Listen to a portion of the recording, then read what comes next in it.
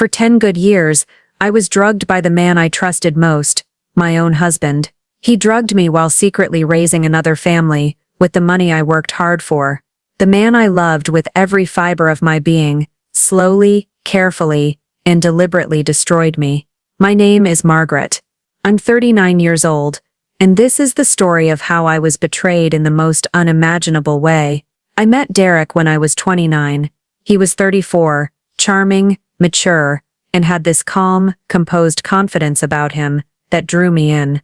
I had just landed a full-time role as an HR manager at a mid-size insurance company in Atlanta, and Derek was the guest speaker at a corporate leadership conference I attended. I still remember what he wore that day: a navy blue suit, open collar shirt, and that silver watch that gleamed when he gestured. I didn't know it then, but that same watch would end up paying for his lawyer one day. Our romance felt like something out of a Nicholas Sparks novel. He was attentive, always checking in, sending flowers to my office, leaving little notes on my windshield. Within 6 months we moved in together. A year later he proposed. Everything about him felt intentional. He was the kind of man who looked you in the eye and made you feel like you were the only woman in the world.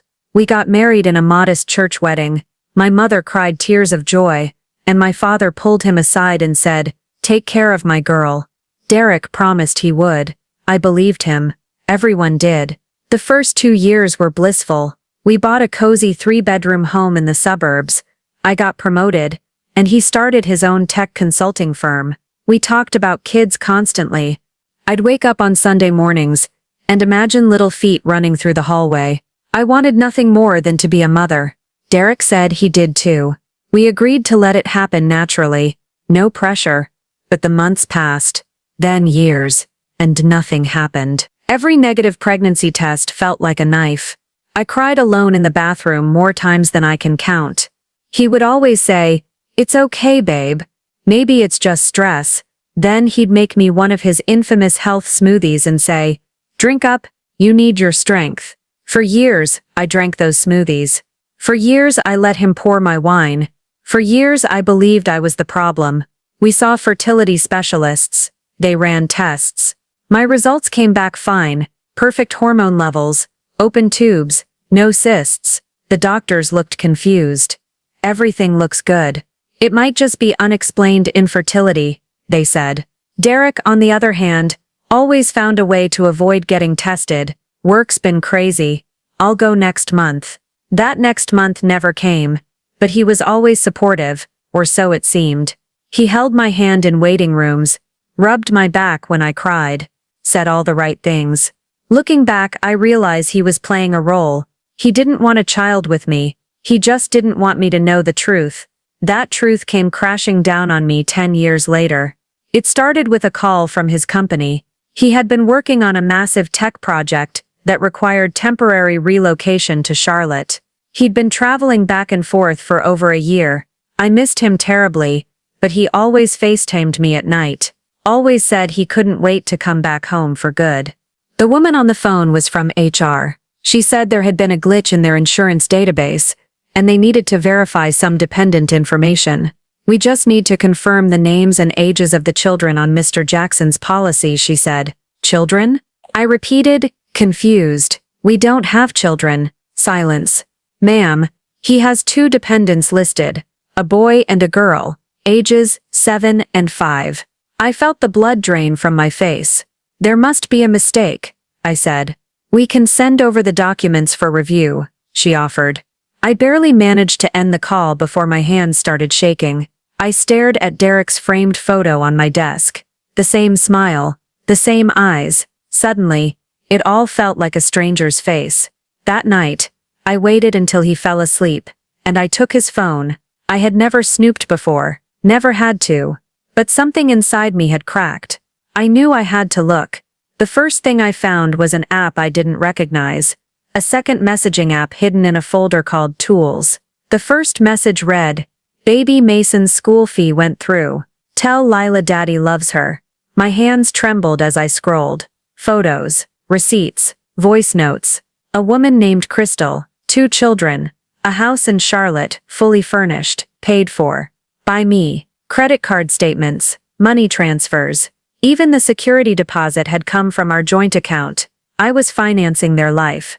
While believing I was broken, but I didn't say anything right away. I knew confronting him in anger would only give him a chance to lie, manipulate, and cover his tracks. I needed more. So for the next week, I acted like everything was normal. I cooked. I laughed. I kissed him goodnight. But every moment I was watching, studying, waiting. Then one afternoon while cleaning out the guest bathroom cabinet, I found it. A small unlabeled brown medicine bottle buried at the very back, behind some expired cold medicine.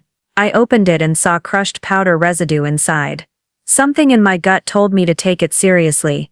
I slid it into my purse, drove to my friend Sheila, who works as a pharmacist, and asked her to test it discreetly. The next day she called me. Margaret, that powder, it's synthetic hormones. High-dose birth control, crushed up. My mouth went dry. I couldn't speak, and it was mixed with a mild sedative, she added.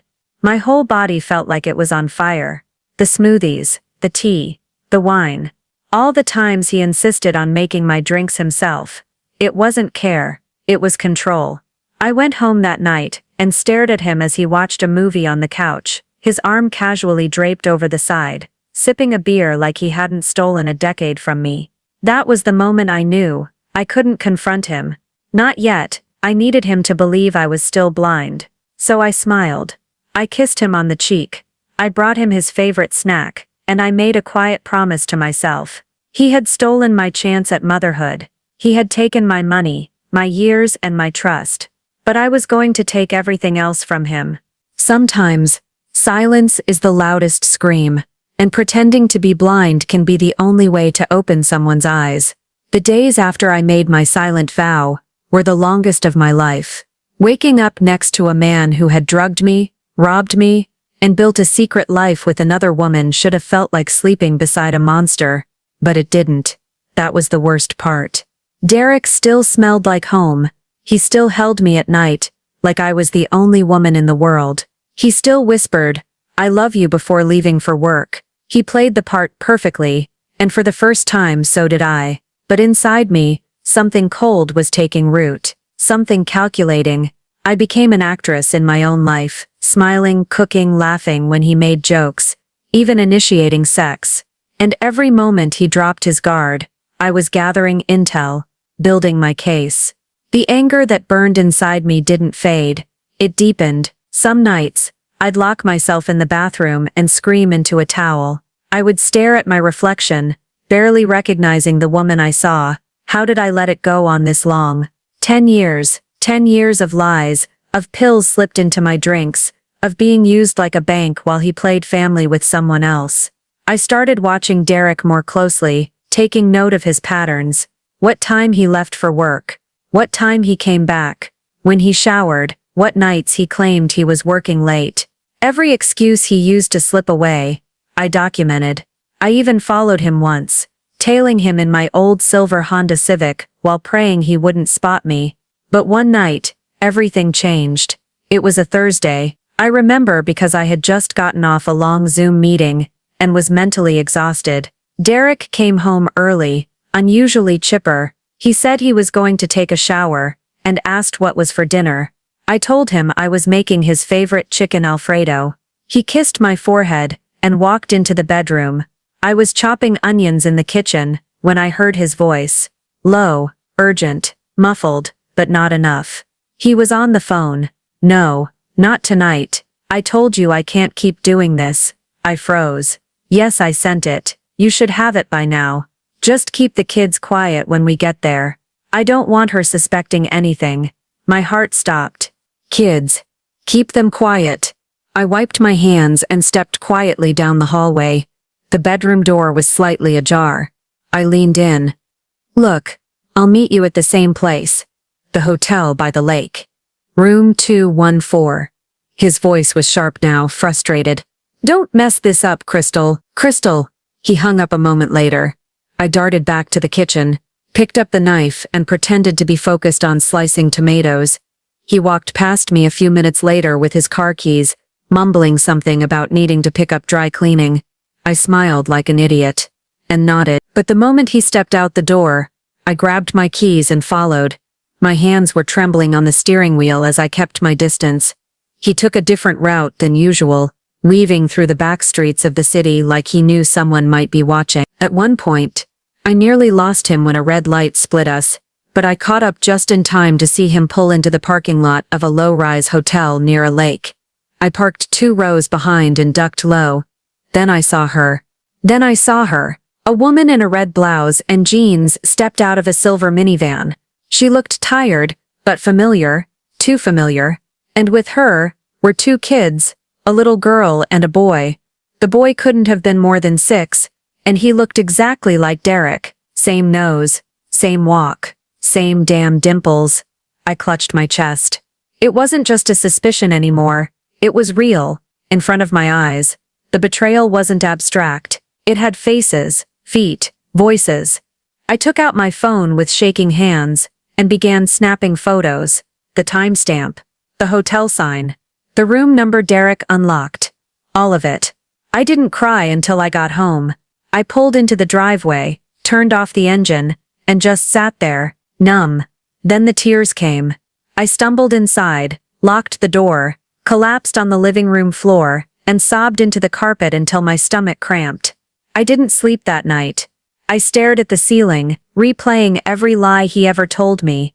Every time he said, "We just need time." Every glass of wine. Every damn smoothie.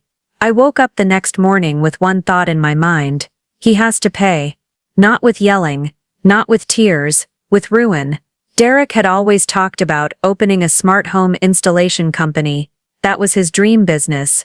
Every time he brought it up in the past, I shut it down. The risk was too high, the numbers didn't add up, and I wasn't comfortable with us taking out a huge loan. But now, I had a reason to change my mind. Over the next few days, I acted like nothing was wrong. If anything, I turned up the affection. I cooked more. I laughed more. I even suggested we go on a date night. He was hesitant at first, like he couldn't believe the sudden shift. But I reassured him. "I've been thinking," I said one night over a glass of wine. "Maybe I was too harsh before about your business idea." He looked at me, eyes narrowing. "Really?" "Yeah," I nodded. "You deserve to go after something that excites you. We should take the leap. Together." He smiled, more with his eyes than his mouth. "You mean it?" "Of course," I lied. "And I was thinking, instead of going through the bank, maybe we can use that startup funding program your company offers. You said they do seed investments, right?" "Yeah, they do," he replied, biting his lip. "I know someone in finance. They'd fast-track my application." I reached across the table and touched his hand. "Then let's go for it." And just like that, I watched the walls of his defense fall. He thought he had won me back, that I had forgiven him without ever knowing what he did, that he was clever enough to keep the lies running forever. But he was walking straight into the fire. Behind the scenes, I was making moves of my own. I reopened an old checking account he didn't know about. I created a paper trail linking everything to me, the email address for the business registration, the phone number, even the website domain. I let him think it was all for us. But on paper, it was all mine. Then came the house. I quietly reached out to 3 real estate agents. I listed the house on Zillow.com, posing as the sole owner going through a separation. I made it clear that only I would handle the sale, and that my husband didn't need to be involved. And he had no clue. He was too busy drafting fake business plans and Googling interior decor for his imaginary office space. My trap was being set, and he was walking straight into it. Some betrayals are so deep, the only way to forgive is to destroy everything they built on your back. I watched Derek celebrate like a man who thought he had just won the lottery. The $700,000 loan had been approved. His company had wired it to the account he provided, my account. Of course he didn't know that. I told him it was a shared account I created for the business, something we could both access. I even printed fake bank documents with both our names. He didn't ask questions. Why would he? In his mind I was finally on his team. He poured champagne that night. We toasted in the living room. He even played the same song we danced to at our wedding. I raised my glass, smiled and looked him straight in the eyes. And in that moment, I knew I would never feel sorry for what I was about to do, because monsters don't deserve mercy.